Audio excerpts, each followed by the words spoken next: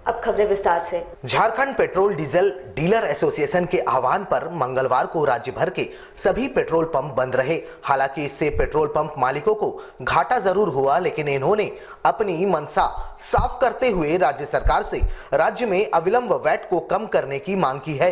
इसके अलावा राज्य के सरकारी विभागों के पास पेट्रोल पंप मालिकों के करोड़ों रुपए बकाये का भी भुगतान अविलंब किए जाने की मांग की है। साथ ही बायोडीजल की वैधता पर सवाल उठाते हुए इसके लाइसेंस निर्गत करने वाले संस्थान को चिन्हित करने की मांग की है। इस संबंध में जानकारी देते हुए झारखंड पेट्रोल डीजल एसोसिएशन के सचिव ने कहा कि यह बंदी काफी सफल रहा। ऐसा है कि जो बंदी तो हमारा 100% सक्सेसफुल है। जहाँ तक हमको खबर है कि रांची, धनबाद, हजारीबाग, लोहरदगा, करीब हर जगह से हमको ये खबर है कि जो बंद पूरा है। अब और जहाँ तक मांग का था वो तो हमने बताया था कि एक तो वैट कम करना है, सरकारी पेमेंट का हमारा भुगतान हो, और तीसरा हमारा पॉइंट था कि ये बायोडीजल का है, इसको वो जो इलीगल चीज़ है इसको बंद किया जाए। तो आज तो 6 से 6 था। अब इसके बाद देखते हैं कि सरकार का क्या रुख है, उसके बाद हम लोग अपनी अगली रणनीति तय करेंगे। क्या लगता है कि एक दिन का बंदी से सरकार की नहीं खुल पाएगी? खुलेगी तो जरूर, इसलिए कि लॉस तो बहुत का हुआ है।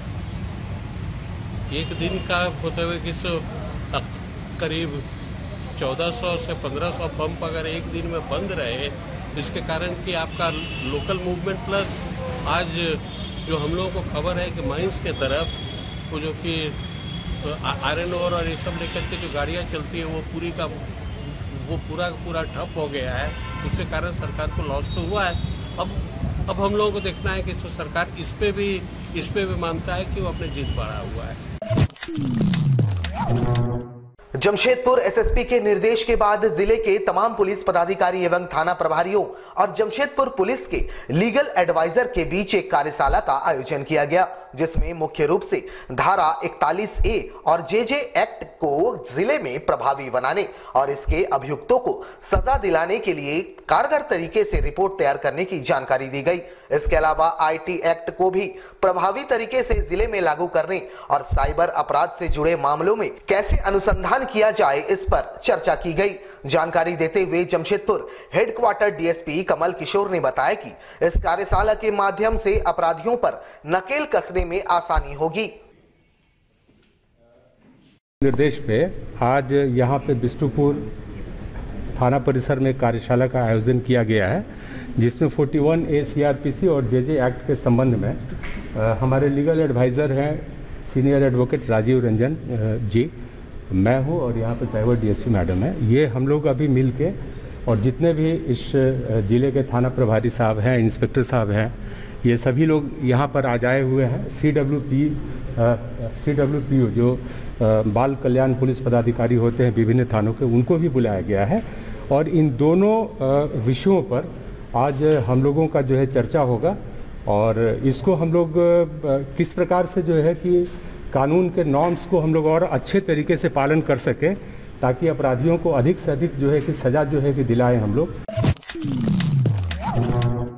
आजसू प्रदेश नेतृत्व के निर्देश पर मंगलवार को राज्य के सभी जिला मुख्यालयों पर सामाजिक न्याय सभा सह उपवास कार्यक्रम के माध्यम से राज्य में ओबीसी आरक्षण के लिए राज्य पिछड़ा आयोग की सिफारिशों को लागू करते हुए 27% आरक्षण देने एवं अनुसूचित जिलों में रोस्टर के हिसाब से आरक्षण दिए जाने की मांग की गई है।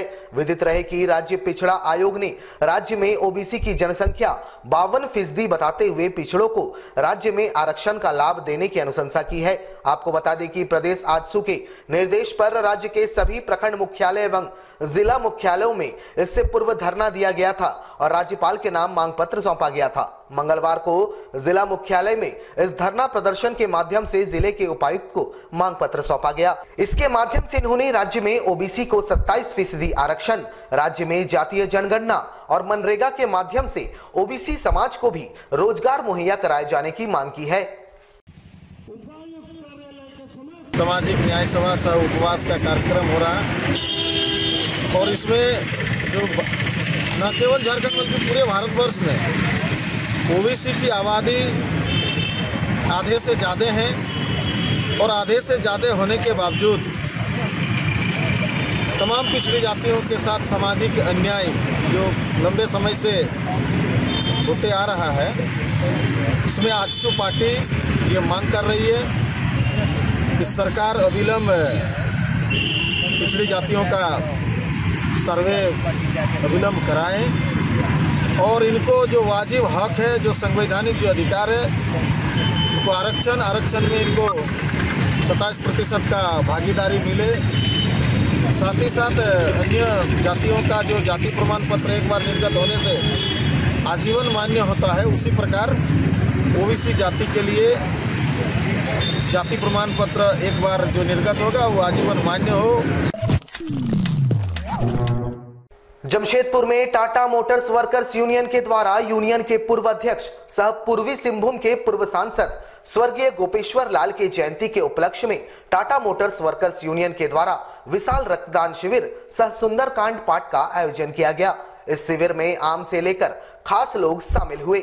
वैसे हर वर्ष यूनियन के द्वारा अपने पूर्व अध्यक्ष के जयंती के मौके पर सुंदरकांड का पाठ किया जाता है, लेकिन विगत वर्ष कोरोना काल के दौरान हुए रक्त की कमी को देखते हुए यहां विशाल रक्तदान शिविर का आयोजन शुरू हुआ, जहां विगत वर्ष एक ही दिन में 1172 यूनिट रक्त एकत्र किए गए और इस वर्ष इस आंकड़े को पार करने का लक्ष्य तय किया गया था। यूनियन के पदाधिकारियों ने कहा कि इस तरह के शिविर के माध्यम से महान नेता को श्रद्धांजलि अर्पित की जाती है।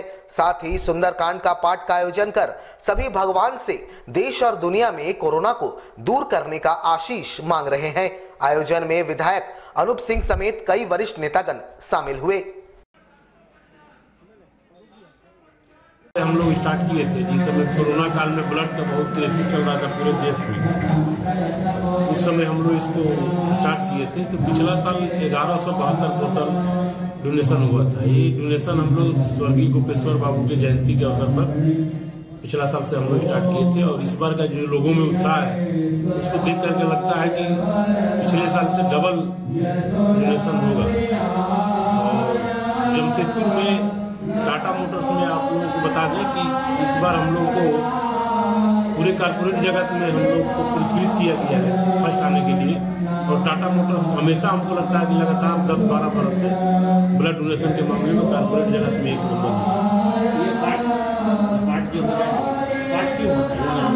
रहा है स्वर्गीय गोपेश्वर जी के जयंती के उपलक्ष्य में, ये बहुत सालों से हम लोग करते आ रहे हैं, लेकिन ब्लड डोनेशन पिछला साल से हम लोग स्टार्ट किए। जमशेदपुर में राष्ट्रीय स्वयंसेवक संघ की इकाई लघु उद्योग भारती जमशेदपुर इकाई का शुभारंभ मंगलवार को किया गया। एक कार्यक्रम का आयोजन कर इसका शुभारंभ किया गया।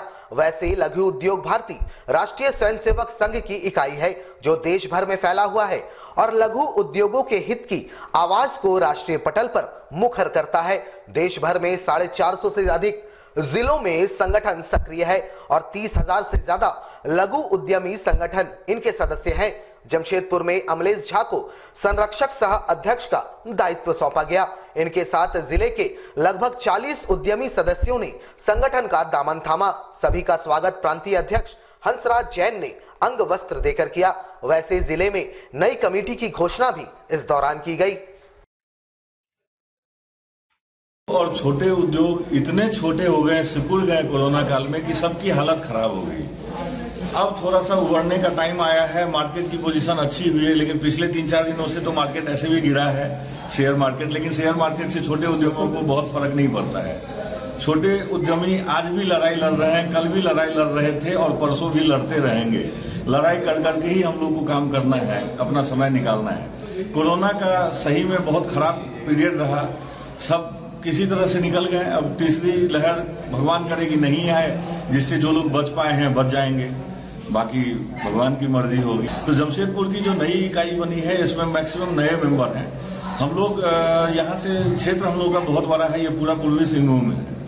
तो पूर्वी सिंहभूम में कम से कम मान के चलते हैं कि 200 के करीब में छोटी बड़ी इंडस्ट्रीज है। तो उन सबको बहुत प्रॉब्लम होती है, उस प्रॉब्लम को फेस करते हैं, अकेले में फेस करते हैं। जैसे चकुलिया में करीब 62-63 राइस मिल है उसमें मुश्किल से 15-20 चलती है और बाकी सब बंद हो गई है। तो क्यों बंद हो रही है, किस तरह की परेशानी है, उसको हम लोग देखेंगे। किसी तरह का गवर्नमेंट से फायदा अगर होना है, कुछ ऐसा प्लान गवर्नमेंट का है जिससे उनको उबारा जा सके, तो वही सब कोशिश करेंगे। जमशेदपुर में इस बार क्रिसमस को कोरोना प्रोटोकॉल के तहत मनाया जाएगा। तमाम गिरजाघरों के पादरी के द्वारा आगामी 24 दिसंबर के रात में होने वाले प्रार्थना को स्थगित कर उसके समय में बदलाव करते हुए संध्या 7 बजे ही प्रार्थना सभा आयोजित की जाएगी। साथ ही यहां सीमित संख्या में ही श्रद्धालुओं को शामिल होने की इजाजत मिलेगी। वैसे क्रिसमस का पर्व अब करीब आ चुका है और तमाम चर्चों में इसको लेकर तैयारियां भी शुरू हो चुकी है। चर्चों में रंग रोगन का कार्य भी चल रहा है। गोलमुरी स्थित संत जोसेफ चर्च के पादरी बताते हैं कि कोरोना प्रोटोकॉल के तहत ही सभी चर्चों में कार्यक्रम आयोजित होंगे। भीड़ की स्थिति कहीं भी ना बने, इसके लिए सीमित संख्या में ही श्रद्धालुओं को एंट्री मिलेगी। क्रिसमस पर्व के अवसर पर सरकार ने दिया हुआ कोविड प्रोटोकॉल को सख्ती से पालन किया जाएगा।